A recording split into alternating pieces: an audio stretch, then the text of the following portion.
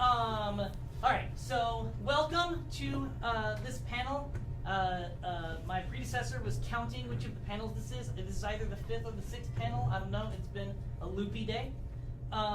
This panel is about how to work with your friendly local game store. Panelists, if you would do us the honor of introducing yourselves and your role in this dynamic, that would be awesome. We'll go ahead and start this end.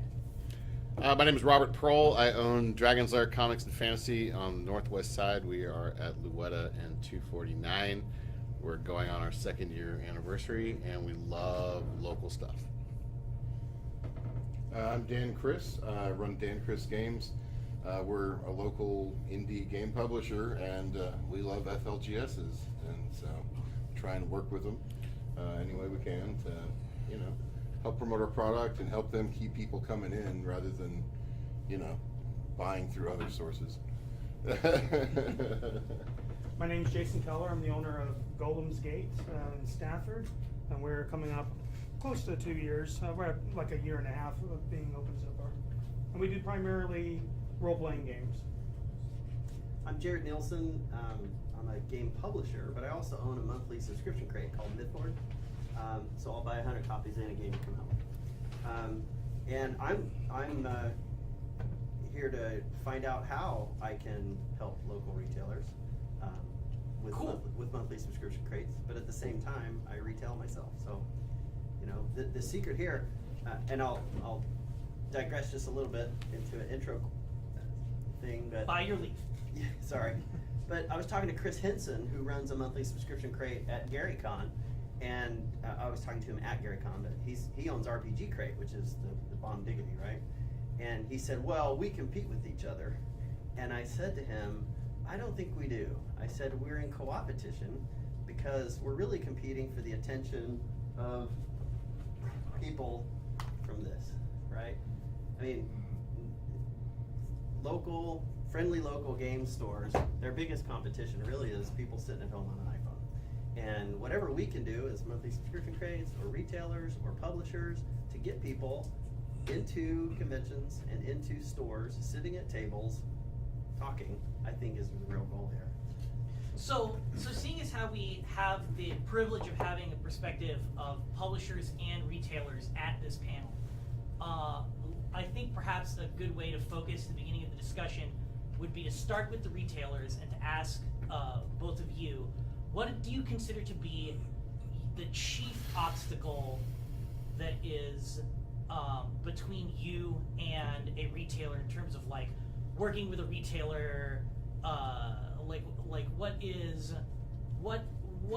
is the primary thing that you see as sort of a difficulty or a challenge in working with a particular publisher in the industry in terms of what you need to do at your store to interface with customers and move product?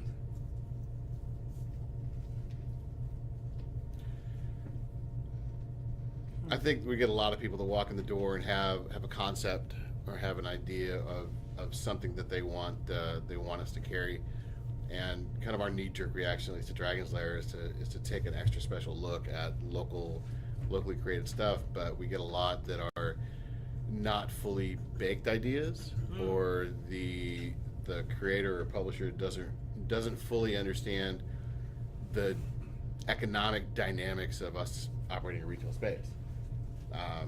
We run into that a lot actually with when we look at Kickstarter stuff that we like and say, hey, do you have a retailer package? Oh yeah, well the retail is $50 and we'll give it to you for $45. And that's not going to keep the lights on or pay rent or pay good people that we hire.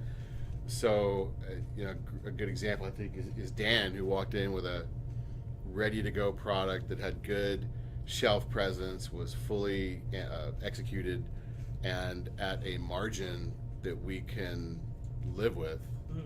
And so it made good economic sense for it, and he was ready to come and demo it, support it, give us promo stuff that we could encourage people to buy the game. And it was a fully baked idea, not, hey, I've been thinking about this goblin. He's sitting in a cave, and you got to fight him off. And that's the whole idea. Right. So from that, you would say that if you are a publisher, and like one concrete piece of advice if I'm hearing you correctly, from a publisher that is looking to do better by their local retailers is like literally to understand the retail side of it as a business, like understand what they're doing, understand like what it means to buy a game from a distributor at a certain percentage versus buying direct, like Right. all of those. Right, and to understand we're not like a grocery store, for example, where Kellogg's is coming and paying us for shelf space. Right. Most of us are all self-invested. We've got our own money sunk into it. So, you know, at DL, I have 1,500 board games in stock.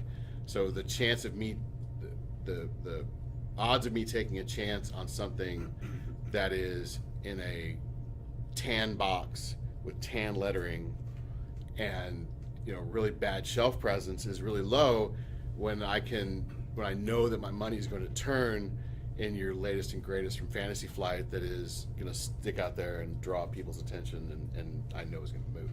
Jason, anything As much as we want to. Right. No, I have to go along with the idea of coming with a product that is fully baked. I know that I've had several people come up, give us an example of their idea, to give us their demo version, where they'll then tell us, well, we're not exactly sure what we're going to call it at the moment, but think of it as a sort of part this, part that. And so when I say, well, what do you call it? So, I don't really know. I'm not really sold on the name yet. It just seems to me, if you're not sold on where it's at right now, then don't really try to move it to anyone else, because we're not going to be able to sell it if you can't sell it in terms of just having some sort of a name attached to it. Right. And so it makes it a little more difficult. So we've had several people come in with ideas like that. There are several role-playing game self-publishers that have come up with some great ideas, and they brought in some wonderful materials, but then they're not able to necessarily commit to numbers, meaning that they may have, I've got two that I can Yeah. give out and say, well, okay, well, if we market this and we find that people are interested in it, you know, how soon can you get more for us? And say, well, I'm not really ready there yet. And well, you need to be ready. You need to have the numbers, and you need to have the concept to be able to move forward with us before we can move forward with others. Okay. And that's a great example in that I think it would behoove any creative type, whether you're producing a game or writing a comic or even just have an idea in your head, go talk to the place that's going to be ultimately selling it. Right. And we've had this, maybe this isn't a game example, but we had a comic creator come in with an oversized book, and it was really long and wordy and hard to follow, and we had some people give her some very straight criticism on it. You know, it has to fit. It has to fit the shelf. It has to be sellable. You have so much text in here that it's hard for the reader to follow. Right. You know, where if a game creator came in, we will always, I'm sure you will too, anyone would, I think, open their doors to playtesting. It'd make a great draw for a game store to say, you know, this Thursday night we're going to have playtesting of this brand new game from this publisher, and be able to work out some of those kinks and ask us, what's it going to take to get on your shelf? Right. Interesting. Let me. Oh, sorry. I was gonna go jump to the other side of the fence now and talk publishers. Right. So Go ahead. when I look at this is not a game. This is a book, right? When they sit at the table and play it, now it's a game, right? So what I'm hearing is math. My book cost me $3 to print. I sell it for $19.99. There is a margin, and so we just have to, if I sell to the distributor, he adds his points, and the retailer, he gets his points. But what am I really paying for is, I want to be Kellogg's. I want to buy shelf space. I want to buy cerebellum space in your head. Right. I want you, when a new customer walks through the door, to promo my game. That's what I want, and that's why I'm giving you the discount, and that's why Right. trying to get you a markup. So if you translate to Kickstarter activities, there's so many games that Kickstarter and fund, and people buy it and they never play it, right? Happens all the time. Yeah. But they buy them at such scale that it's affordable. But the secret to a good Kickstarter, I would say, is the secret to normal FLGS retail. Community. A community of people before you ever Kickstarter means a successful Kickstarter. You can sell, there's a guy who sold crap in a box, literal dog crap in a box, and he sold 10,000 of them. But he had such a community built because it was funny and you could send it to your friends. But books. Or your enemy. Yeah, it was Cards Against Humanity. Yeah, it was. Yeah. Yeah, exactly. But that's the thing.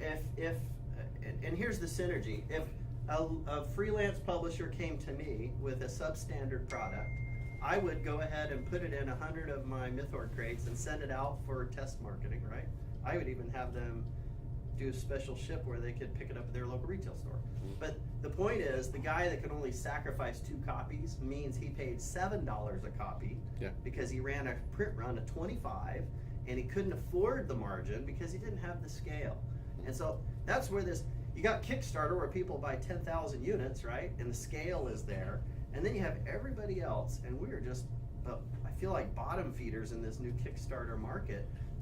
They can't afford to do production quality work at the margin that you need at the scale that is so limited by Well, I'll tell you, there's a good example of how to do Kickstarter in a retailer friendly, brick and mortar friendly way is the way CMON is doing it. Right. Where, in fact, Dan and I were talking about this last night. You have me commit to ordering 6 of a unit, but I only have to put up, $100 right now. So it's not going to tie up my capital for 2 years or whatever, but you're guaranteed 6 units or 6 sales on the back end, or 12, or however many case lots I'm going to buy. Well, teach us about shelf velocity. Yeah. Why do you care having your money tied up? Because let's say you're my purchasing manager, and I give you $10,000 in a month to spend on product. And I say, all right, you go spend that, and you buy $10,000 worth of board games. Half of those sell immediately. They have a 1-month turn. $2,500 worth of new stuff comes out, but $2,500 of what you've bought has not sold. That money's now trapped. It's tied up in working capital in the store, and I'm not going to be able to use it to do anything else. So now you have half the money that you originally had to buy new products, so you go a little lighter on one thing or another. If you keep doing that and you keep holding on to those things that don't turn, eventually you're going to run out of money. And unless you have a line of credit or an angel investor or a bank loan or something, that means you're eventually going to shutter your doors.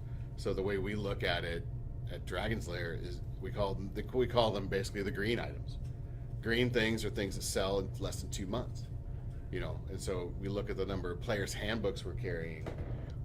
I was carrying 4 at a time, and we were losing sales because we kept running out. It's a green item. It sells within a couple days of us getting them. So now we carry 12 at a time, right? Where a game like, I'm just going to pick on something. So when I'll say the Jarl. Yeah. That's like the store joke is the Jarl game. I finally got it as a gag Christmas gift last year, given to me by my own employees. Jarl. Existing inventory? It's a It's a $20 game. I may have paid $10 for it, but if it never sells or if it takes too long, I'm never going to get that money back out of it. So I can't use that to grow, to pay my guys, to buy new product, and to take chances on things that may have a little longer turn velocity from smaller independent publishers. But let's pivot that then back to the freelance publisher. If you're selling a game to him and you're not then following up and running games in his store every 2 weeks and getting people, attracting a community, then he's not going to buy your second product. It's the same thing as Pathfinder has their Adventure League and Dungeons and Dragons. In every box that they ship out, there's a flyer on the inside that says, "Go to your store every week. We have free stuff you can get if you come play Dungeons and Dragons." If you don't understand the community aspect, you cannot have a successful game, because that's what the retailer wants. He wants butts in chairs. He doesn't care about your game as much as having butts in chairs playing games. So you sell books. I wanted to Even hear if from those Dan. We have a new panelist. Yes, please introduce Sorry, yourself. Dave Donahue with Eton Games. Sorry, I was talking to customers. That's what we were. So we were talking about challenges that retailers face in interfacing with publishers and so on. And I wanted to and Jared just sort of flipped it, and I wanted to hear from Dan about those same kind of obstacles. Like, having heard this sort of from the retailer perspective, right? Like, what is your challenges as a publisher to interface with, maintain your relationship with retailers, to build the community that Jared is talking about? Like, what are the things that you look at from that same equation? Well, of course, the first thing is, just like building a house, you have to have a concrete foundation. You cannot make some game that you're just like, this is good enough. We play tested a couple of times. Let's print it. You can't do that and then expect like the local game stores who want to carry a bunch of your game, other than maybe in a cute little pyramid on a desk for a week saying, hey, look at what's new and local. They're going to want you to come take it back soon because it's not going to sell because your 5-year-old did the art. You really want quality, especially for a small guy like myself. It's hard enough to compete for shelf space, for media space, for eyes on product. It's really hard in today's market with Kickstarter and with all the games coming out. I mean, there are literally hundreds of new games every month coming out of Kickstarter. Some of them may not see the light of day ever, but most of them will in some form. And they're going to be clamoring to get into the local game stores or into distribution. And there's not a lot of room left. I mean, it's crammed. How many different titles do you have on your shelves? I mean, 1,500. Exactly. And I've got one title out there that's got to somehow, out of those 1,500 titles, jump out and get your attention. Yeah, but what did you So- do that was different? You came and visited us. Well, Showed sure. us the game. Well, I started with a good quality product, though. Yeah. Because, like you say, if someone brings in something that doesn't work, you're like, oh, that's quaint. That's But very that cute. doesn't address But- the scale problem. No, You it can't doesn't visit just- every retailer in the No. United No, States. you can't. And even for ourselves as small publishers, it's costly and time consuming, especially to come like to Houston. We're not that far, but it's like 2 hours away, and that means you're taking at least a day out of your time. And you want to bring lots of stuff though. Like the game stores are the thing that's keeping our industry alive. Period. I mean, they're the ones that make new gamers. They are havens. They are places where we can go and meet new people that are interested in the same hobbies and the same things that we like. And then so for a publisher, you've got to get out there. You got to know who your local stores are. Know what types of players they have, what types of things they have. Because some game stores, like sometimes you'll have specifically like a comic store versus a game store versus an all-around hobby store. So sometimes your game's not going to do that well. I mean, in my hometown of Beaumont, we actually did an event at our local store, and the only people that showed up were 2 people that we knew that already played the game. But it doesn't really have a lot of space for that. I mean, primarily the only people coming in there to play are Magic players. But up here in Houston, for instance, there's a number of wonderful stores. Eton and Dragon's Lair, and I haven't been to your store, but I'm sure it's nice. But a lot more player base. So you got to take the time to come up, but you can't just be like, hey, I made a game, let me in, and let me show you. No, you got to make it an event. Like give away a couple of copies, give away some of your promo stuff, have promo cards to give away to customers. Make it not only worth their time for you to be up there helping them sell your game, but also give the customer some incentives to have fun, to where you're making a proper event, to where the customer wants to come back to the store and see what else is going on and what kind of other new things they're going to have. Yeah, I don't think it has to be some big event or you traveling around from store to store to store and burning up a lot of time. I'm sure y'all would agree. Sometimes it's us looking through pre-orders and thinking, okay, well that's going to work and that's not going to work, and this looks a little bit like Sagrada, so maybe that's going to work. But a little bit of personal attention, just reach out, give a phone call, an email, or whatever. Say, hey, I'm local to you. I'm making this game, etc. Is going to let it stick in my mind. And we tell the story in our store all the time about when we order comics and graphic novels. I might look at a graphic novel in previews and say, oh, that sounds interesting, and I'm going to order it just because I believe in it. 2 months later, the thing comes in. I've totally forgotten about it. It goes on the shelf. 6 months later, I'm clearancing it out saying, why the hell did I ever order this? But if Dan or any game publisher, game creator had made that personal connection that this is coming your way, this is available, I'm far more likely to give it some time. And the great example, I think, is the Fireball Island guys that were kickstarting their reboot of Fireball Island from the 80s. They came, Restoration games. yeah, they came around with the plastic and Play-Doh prototype and put it in our hands, and we got to touch it and play with it, and yeah, we backed the hell out of that in every expansion. Where did they demo that to you? It came into the store. Wow. Yeah, they showed up with it and said, don't touch this piece, it's made out of Play-Doh. Okay. But we got to that play it. personalized But it doesn't it. have to be that extensive or expensive or anything like that. It just has to be something that sticks in your head. We've got a question here. Hey, so I'm of the opinion that, like, you know, of course, there's a lot of like tips and tricks that go into making anything successful, but I think that a really great product sells itself, and I'm sure that you guys have like seen, you know, hundreds of thousands of games or whatever, like the ups and downs. So like ignoring, you know, like mega giants that are never gonna die, like D&D. What would you say are like the essential qualities that make like a green item in your store or like in your experience? That's a complicated question. So Yeah, it is, but it's an that's like important asking, well, what makes a perennial favorite? Something like a Ticket to Ride or a Code Names or something like that. If it's difficult to, I guess, like give like a full spectrum qualification, like are there any that like immediately stick out, you know, to your mind? Like, let's say, you know, you got some kid who's like aspiring to be the next Gary Gygax, and he's like, how do I make a great game? What's the first 3 things you're gonna say to him?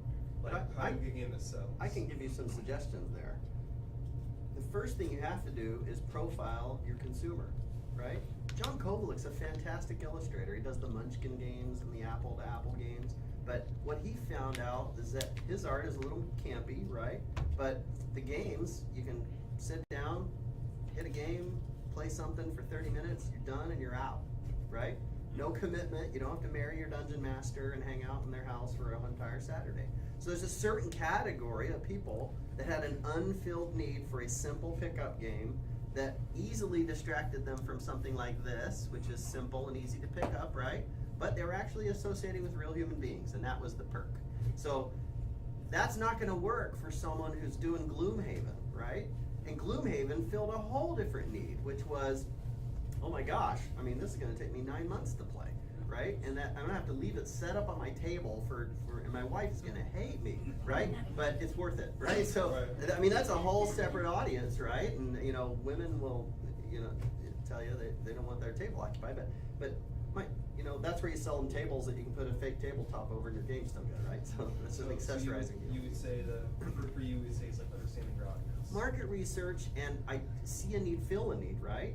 I mean, people that sit and stare at an iPhone all day are not associating with actual human beings. There is a need in people to associate with human beings, and game stores can do that, conventions can do that, family night can do that, but you know, every game is going to be different. But that doesn't necessarily mean it translates in. I don't know that the new Magic app on your mobile phone is going to make his retail store a cent of extra profit. You know, that's not a cool thing for a local retail store to have people sitting on their apps on the bus, not associated with human beings. So if you want to impress a retailer, you better give them a game that's got some community. Look at Shane Hensley, Pinnacle Entertainment Group, right? He's got savages all over the world that form these clubs, and they have a reason to get together, and they just storm into conventions, and they have their savages, and they'll play Deadlands, or they'll play, in other words, it's not about the book, it's about the game, Yeah. right? And he has built so much community around his game that he can Kickstarter with reckless abandon, and retailers love him because they love having that horde of savages that come to their store So I and think, play the game. so I think we can articulate it as if the game reveals very quickly and easily who it's for. Right. Yeah. That's one thing.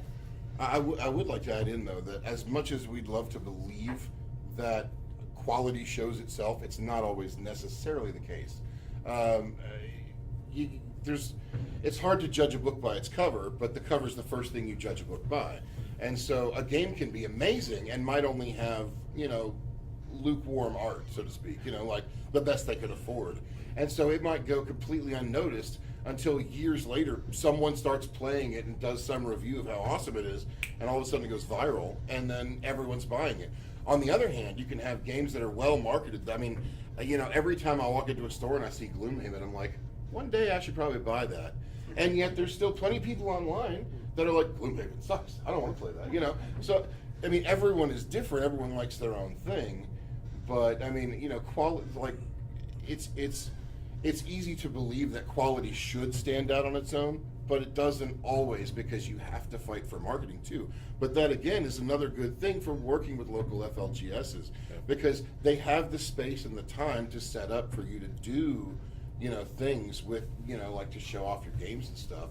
And that gets eyes on your game, that gets their eyes on your game, and then, of course, you know, you're helping to promote it, so it can help it be evergreen. But like D&D, for instance, there will always be people that love first edition D&D, but it's not a big seller anymore. They had to make a D&D, and then third edition, and then 3.5 to keep making money.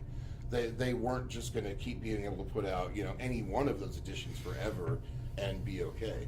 You have to have new product all the time, no matter what it is, because nothing is ever just evergreen on its own. Even Monopoly, there's still tons of editions that are coming out now. You know, I mean, look what D&D did though. They did slow down their releases and built a nice high quality. I mean, Heist of Waterdeep is a great quality, super great book. But when's the last time they came out with a book? No, but they also cut back on their, you know, third-party authorization, so they had more quality control. I think maybe I can give you a practical answer to that. It's a lot like the graphic novel that we forget about, wonder why the hell we bought it. If I can have one of my guys demo a game quickly, then they're going to be far more likely to be able to push that game and to sell that game and to recommend that game, and you're going to hook that customer coming in the door. You know, you can't really demo D&D. You can't really demo Gloomhaven because A, you're not going to open a $140 retail box for your store copy. But if someone walks in, we could demo a Ticket to Ride or a Code Names or Patchwork or something really quickly. Tavern Masters. No, that's a great example. I mean, Yes. Dan came in, played it with the entire staff, and now we all know how to play it and can sell it. So, And it turns it into a green item. so you would say, in your opinion, like something that's like fast to the table, has like a benefit. Well, you got to understand your audience. Or a quick start. Yeah. Yeah. Yeah, you gotta Gloomhaven understand. could have a little micro box that says, "Pop open this box, and here's a quick demo." If you're they talking wanted about, to. I was going to say, if you're talking about something specifically that's evergreen, like if we use something like, let's say, something like Ticket to Ride or Splendor or something, these games that we're going to stock all the time, and they're going to sell Catan. I think there are maybe some key commonalities. One is a fairly simple rule sets, not necessarily simple gameplay or strategy, but simple rule sets, easy to teach. Art presentation, that cannot be stressed enough. A good art makes the difference on a product. I mean, there's Shelf presence. yes, Yeah, that's the more- presentation is there. That has to be a component. The ease in which that you can actually teach the game, and usually also the time frame. Does it take 45 minutes to an hour? That's pretty good. And also, how broad of an audience can you reach? I can think years back, my wife, when I first introduced like Ticket to Ride to her, for instance, I'm not a gamer. She's I'm not a gamer. Sit down, play Ticket to Ride. She's like addicted. Okay. She's playing on the phone all the time. She was, we get together. We can get together with. It's a game where people Dude, who what's aren't her ID? gamers, people who aren't quote unquote gamers, you can sit around with them and pull out Ticket to Ride. And maybe all they've ever experienced is Monopoly or Sorry or something like that. But you can teach them that game, and it's a theme they can relate to. It's trains and traveling around, and they can get into it, right? I mean, it's something that they can grasp. So I think I think there's maybe like three. If I had to sum it up as something that's like evergreen product, it's probably those three key ingredients. Now, problem is you have too is as a small publisher, you're going against some big marketing giants with the larger publishers, and that's where the face-to-face, and isn't necessarily, you don't have to go to every store, but like the first time I ran into Dan was at Alcon, and he sat down and he demoed the game for myself and my employees, and we're like, wow, this is a lot of fun, and before you know it, we're bringing it in the shop, and we're selling a ton of it, and then also cross-running heels, these coins that go with the game. Well, a lot of our D&D players pick up those coins just to have play money in the game and stuff like that. So there's sometimes some, you didn't plan. He didn't plan for it necessarily to be used that way, I don't think. But in other words, it ended up being there. It's like this is a side market for that particular product. And all that stuff But that gets together. to production quality. Let me sorry, give go ahead. one comment here. Real I've quick. learned that giving flowers to your wife is great, but giving flowers to your wife in front of other women is better. right? Okay? And what's the dynamics? What I call the envy quotient, right? If I pick up his book, his game box, and it's got these, it has cardboard tokens, but this other upside, which is I can buy an extra kit that's got full metal pirate coins. Let me tell you, when I'm at that gaming table, the envy quotient's active, right? And they're like, oh yeah, gold coin.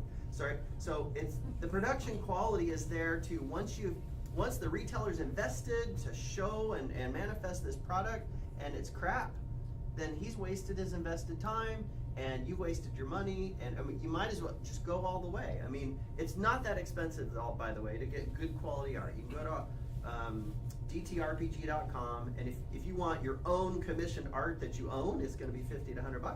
But if you want the libraries, there's already art out there that's super high quality. You can get for $1.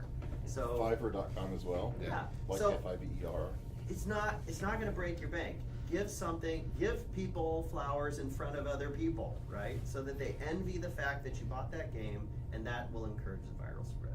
I want to make sure we've got 15 minutes left on the panel approximately, so I want to make sure that we have time for questions more broadly from the floor. I have a question.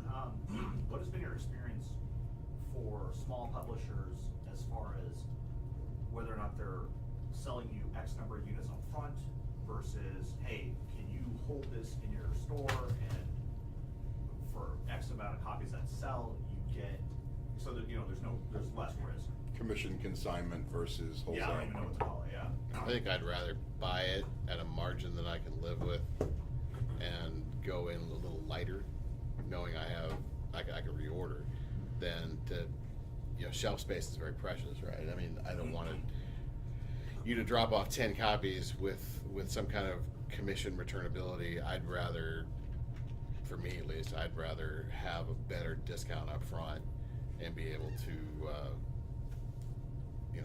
then reorder if necessary. Here's where I think I can help. He only sells a game if a customer wants to buy it. That's the secret here. I own a monthly subscription crate, and I don't ask you if you want to buy this item. I ship it to you, no matter what. So How can I get on that train? I'll buy 100 of anything, right? So the secret here is to understand, distributors will buy in quantity, subscription crates will buy in quantity. That will help you. You can buy 20 books for $20 a book. If you buy 100 books, they're only $5 a book, right? So if you get enough scale, just run the numbers in your Excel spreadsheet. If you get enough scale, ship 100 units to me, right? You've now met your minimum print, and the margin now is so big, you've got room to fit in a retailer, right? So different retail channels can help you. Or if you want me to take a chance on it, give me returnability. Returnability is a 4-letter word in the industry, whether it's comics or games or what have you. But some of the bigger publishers like Renegade, et cetera, have come around recently and are giving us, all right, for example, the Christmas time, we get returnability from Renegade and 90-day terms. And for us on the retail side, I mean, we love what we do, and it's the best job I've ever had. But when you break it all down, it is a financial engine to support our family. So you give me returnability in 90 days, yeah, I'll take 10 of your game instead of 2. Or GW gives you the Carry GW. The Christmas terms they give are outstanding. You want to order for Christmas? Okay, you're not going to pay us till February, and all of it's returnable. It's fantastic. My only caution there is you write that off as a loss until it's not returned, and then you mark it as revenue. As you're doing your budget, Talk to your accountant. You have to understand that product is not sold, okay? And it's more expensive product because you have double shipping back and forth.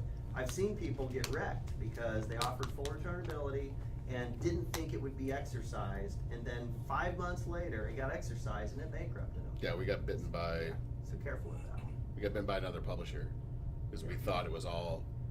We bought it as a franchise, so all 4 stores bought into this, and then when it came time to return it, it was you got a 20% restocking fee and et cetera, et cetera. So you need to understand how to evaluate your cost of goods sold, right? You really need to laser beam in on that, and risk is the one that nobody puts on their budget spreadsheet that you have to.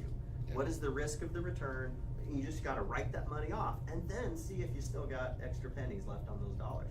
If you don't run those numbers as a risk as an expense, then you're gonna end up getting caught short for sure. Has anybody brought up about margin? Have we discussed that already? Talked a little Well, I'm talking about hitting minimum print minimums, but Yeah. Yeah, I had a. take pride in your product and charge a full MSRP and Yeah. give them Yeah. room. But that's the thing too. I think another thing, sometimes we work with a lot of customers who, not so much with games, but they'll be manufacturing like dice bags or dice towers or something, accessories like that. Sometimes they'll come to, and they'll be like, yeah, I want to put this on your shelf, and I'm like, okay, and then they start talking margins, and it's like, they're going to do like 20-25% margin. And the reality is on average, we're looking more in the neighborhood of about 40%. And I think that's whenever you're designing a game and thinking about pricing and so forth and what your costs are, that's I think another factor that has to come into play, because that may sound like a lot, but 40 to 50% margin on a product we need it, because we're not Walmart. Can I ask a question about that? Yeah. One of the things that I find really fascinating about this conversation is that it started with you talking about local distribution and how to handle direct sales to your retailer. And like, I'm so used to, of course, I come at it from the content creator side, working for companies. They all go through Alliance. They all go through the larger distributors. So I don't know how much you all know about how that relationship works, but essentially the more people there are in the chain between the publisher and the retailer who assist in some part of the process, the more cut they take, the less margin goes to the retailers. And what I think I'm hearing you say, if I understand you correctly, is that you would prefer, especially for somebody who is seeking to publish and distribute their games, to take the tack of coming to retailers directly and avoid that distribution market until a certain level of scale. Like, what are your, is that? Oh, hell yes. Yeah. Yeah? I'd rather. There are some exceptions. Reaper Minis, you're actually going to get a better deal going through a big distributor than you are going to go with Reaper. It's a couple pennies, but anyway. I'd rather deal direct. Right. As long as I can get the same perks I get from ordering from an Alliance or a GTS. Shipping, if you're not qualifying for free shipping, you shouldn't be in business. I mean, that'll kill you. Right. I mean, anytime you order Cards Against Humanity or something, you're gonna eat it in shipping, and it just kills you. Funko, etc. If I can talk to you, if you're local to me, if Dan can drive that stuff in, I almost dropped the S-bomb. If Dan could drive that stuff in from Beaumont and drop it off at my store, oh heck yeah, that just saved me $50 in shipping it out. It's more problematic because I don't get to play like Sears catalog and go through and just check the stuff I want and here it all comes. It's more problematic in dealing with individual creators or publishers one by one. Right.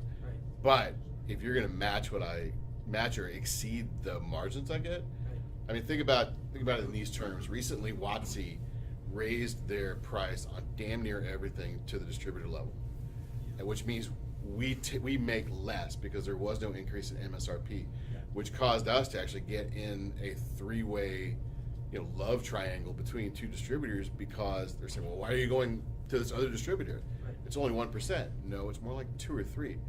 But when you talk 2 or 3 of a project like Magic, Right. and you're buying 80 boxes at a time, Right. It's a big deal. that's big money. So if you're talking, if my discount, we all operate on more or less around between 40 and 50% gross margin on our products that we buy out of distribution. So if I'm going to make 48% on something I buy from Alliance, but you're going to offer me 50, and it's something I think is going to turn, it's a green item, Right. that's real money. That's what I can use to grow, to pay these guys, to, Well, take David out to let's run lunch. those numbers for everyone. If you sell a $10 item MSRP, you're gonna sell it to Alliance Games Distribution probably at $44, right? 40%. And then Alliance is gonna add 20 points onto that, depending on their negotiation with the retailer. They're gonna add $2, right? And then the retailer has $4 left to spend on that, right? So that's how the numbers work. And that $2 in the middle gets squeezed depending on whether the distributor gives you a better deal, or whether you have such a popular game that you make the distributor pay a couple of points. You can squeeze the distributor. But that 2% is where Kickstarter is making its money. It is basically saying, don't go through the distributor, kickstart it, and you go direct. And in fact, if you skip the retailer, then you get the $2 and the $4, right? And just so you know, Kickstarters sell, the overall advice is charge 5 times what the product costs to make, right? So if you're selling a $10 item on a Kickstarter, it should only cost you $2 hard cost. And that's kind of low, really. I mean, especially in today's market, you really kind of need to go 7 times, honestly. Yeah. If not a little more, because there's that taxes to gets to pay, his. and there's, you know. You gotta give the retail channel oxygen. Yeah. Now, if you can go direct straight to the consumer, well, that's fine.